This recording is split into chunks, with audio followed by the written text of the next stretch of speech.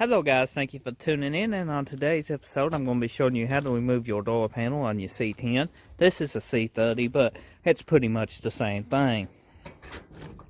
So, with that being said, the first thing you will want to do is remove this guy. He just screws off by twisting it off. You got a clip behind this. You can use a rag to grab onto it and just twist it down, or make a tool for this. Depends on which way you want to remove it. So go ahead and remove them two things, and then we go to the next step.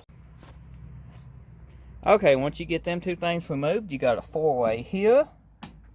You got two, one here and one here, and you got one on the side here. Don't forget about this guy. And you got four across the bottom you will need to remove.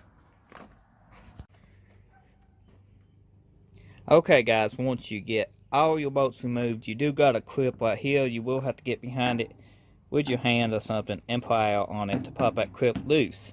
Once that comes loose, you will be able to pick the door panel straight up.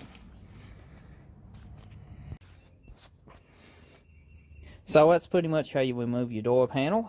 You push up on it just a tad, come over, and this will come out of it. Now down here, these guys is for your four-way bolts. You can buy these. As you can see, my door panel was missing two. That explains how come it didn't have two of the bolts in it. Well, missing one actually. It had a bolt though. But yeah, you can get these and replace them.